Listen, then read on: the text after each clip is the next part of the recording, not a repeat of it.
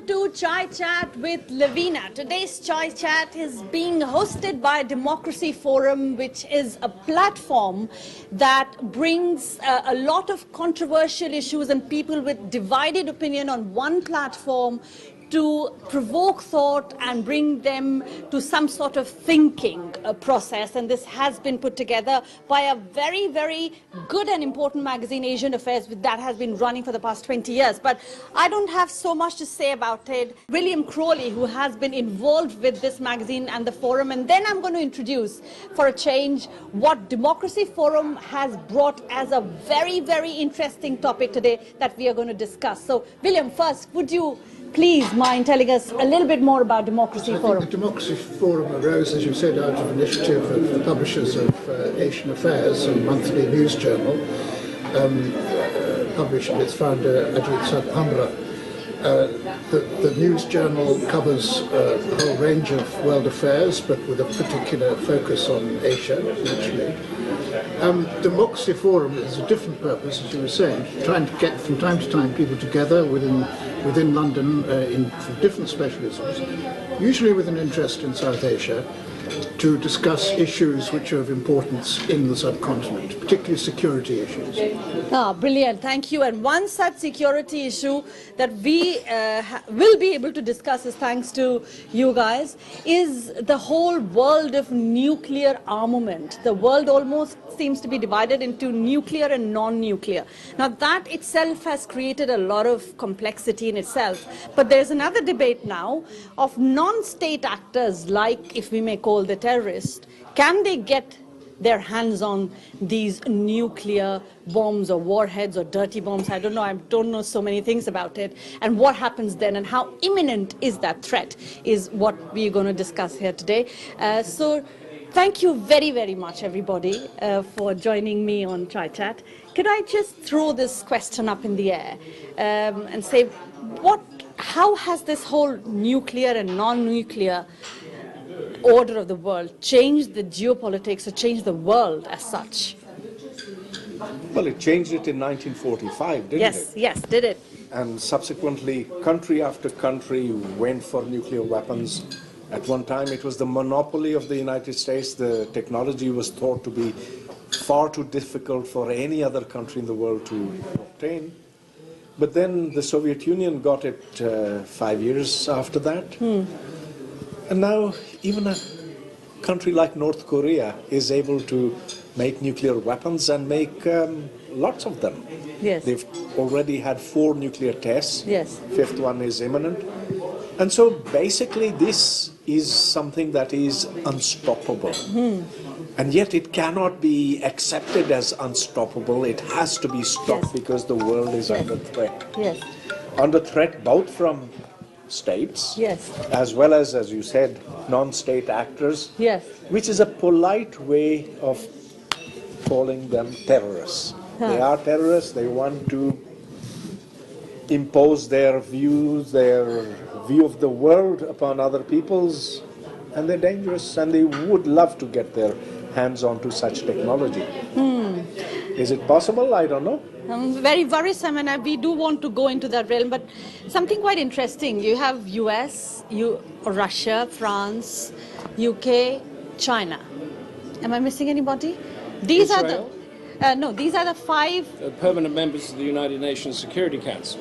And they are the only accepted people to have the nuclear weapons, and I guess by their own admission only. But India, Pakistan, and Israel, we know has, and so.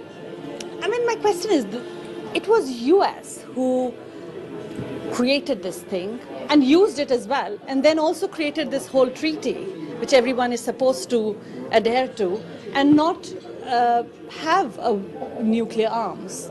How does that make sense, really? Well, it's power.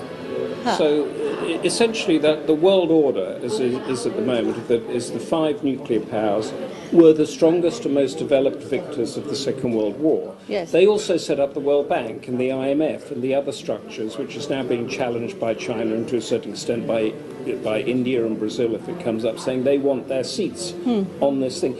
But the permanent nuclear thing is a political expression of their power.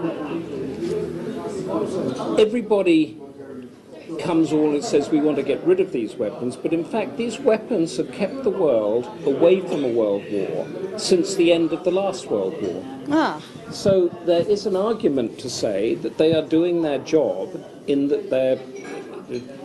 The reverse to that argument now is that you have the equivalent of the suicide bomber, and therefore you would have the equivalent of the suicide state, possibly.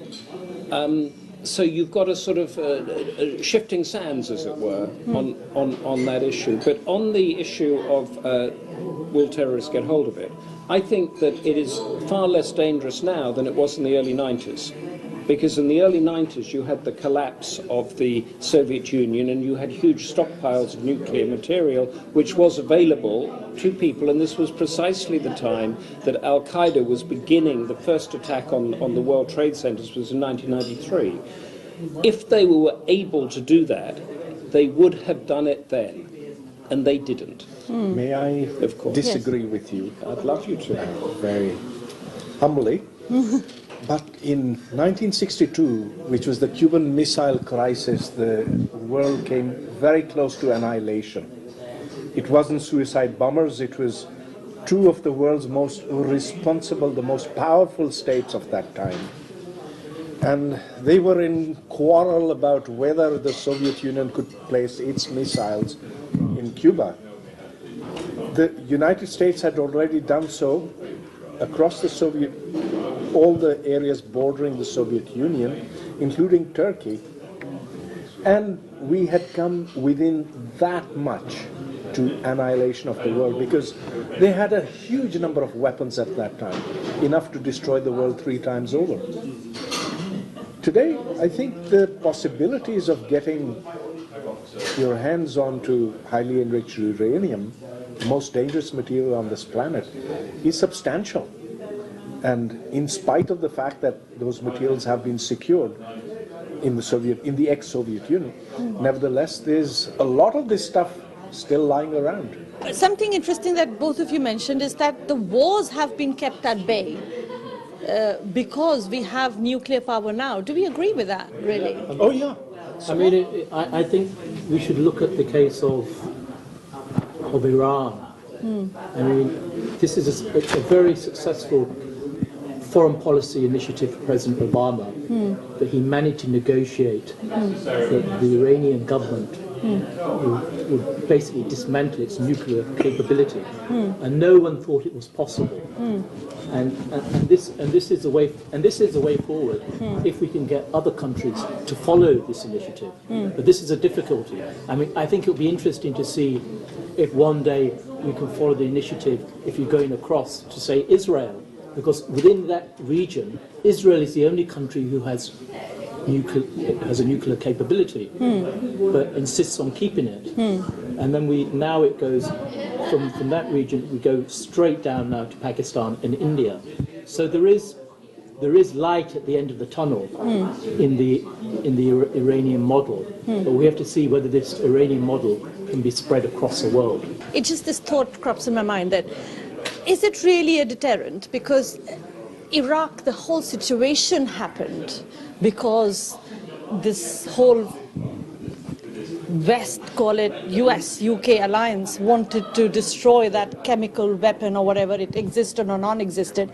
And then this has, the new form of terrorism, if we may say so, is a splurge from that. So has it really been a real deterrent? You know, I agree with you, because this also comes to my mind that you see this old argument of nuclear deterrence, which is the Cold War argument. And also, you see, we talk in terms of that there has been no world war. But you see, let's move away from the concept of the world war as it was. Yeah. True.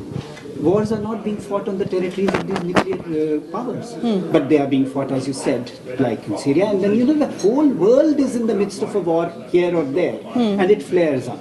So that's one thing that bothers me. And the second thing, I want to go back to what Pervez said, that you see in '62, when we were very close to annihilation, and there were two Global annihilation. Yeah, that's right, because there were only 2 people at that time. And in fact, I'm reminded of that film, I'm sure most of you have seen, Stanley Kubrick's film of 1964, I think, Dr. Strangelove. You see, now that film, I mean, that is black comedy. But now it's like that comedy can be not controlled, because as Rita said just now, I mean, there is North Korea, there is somebody else, and we don't even know, probably with the infiltration of internet and all, that how many people can gain access to. I mean, I'm not an expert on how easy or difficult it is to make a nuclear bomb. But judging by that, as they said today in the seminar, that uranium, all you need is that it can be procured. Somebody also mentioned, I think you mentioned that it's only 90 kilos of highly enriched uranium which one needs, and if somebody can get their hands on. And then there are all those arguments also fall by the wayside, you know, that there will be counterbalances and checks.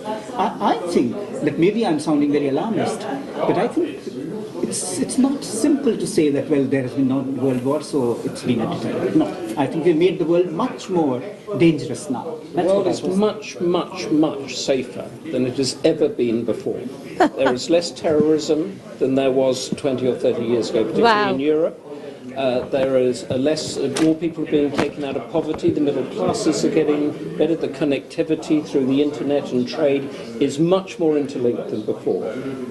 None of those factors were around during the Cuban Missile Crisis, yet they didn't fight. They did the Turkey deal, as you said. They took the missiles out of Turkey and they took the missiles out of Cuba. That was in '62. Yeah. It is still dangerous, and it could still happen, but it's getting better and safer every day. Very curious. Safer in which sense? In the sense that nuclear weapons have not been used, or in the sense that today fewer people die in civil wars? Because both. Now we have enormous numbers of people dying in Syria, in Iraq, in Libya, primarily as a result of misled ideas of how to change those societies. Those ideas which originated in the West and which have been catastrophic for the people of the Middle East. I think you just made the point there, is that firstly these were bad ideas that came from the West that we all know about. Secondly, it's confined to a particular culture and region. So Syria might be in flames, but actually Dubai isn't in flames, and Brazil isn't in flames, and Guatemala isn't in flames, and Thailand isn't in flames, and the rest of it. And once that sorts itself out, which it will, then I think you've probably got a much safer world than you've ever had before. Only 5 countries have made it, they themselves legitimate to have nuclear bombs, while all the others, including India and Pakistan, they're just put on a corner, naughty corner, for doing what they have done, and all the others. How fair is that, and what sort of environment does that create? They're not in a naughty corner anymore. Yes, but everyone goes through that now, naughty corner, though. No. Now I think although they're not members of the nuclear club formally, but India has applied for the membership of the nuclear suppliers group, and so has Pakistan. And India stands a good chance of getting in. Pakistan maybe not so good, but it still might get in.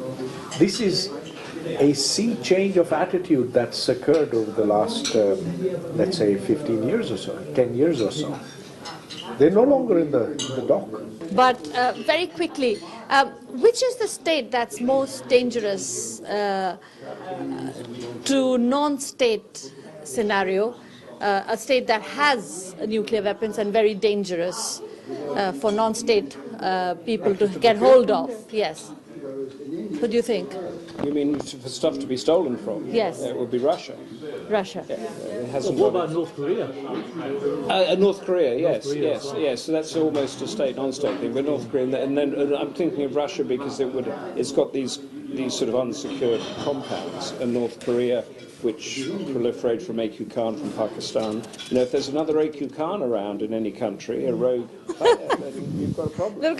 Okay, thank you very much. I have to come back to this AQ Khan, which has been very interesting even in the earlier part of the day. Thank you very, very much. We're going to wind up our first segment on the note that Russia and North Korea are the most dangerous states from where non-state actors, which we know as terrorists, can procure these nuclear weapons and possibly use it any which way, which we don't want them to.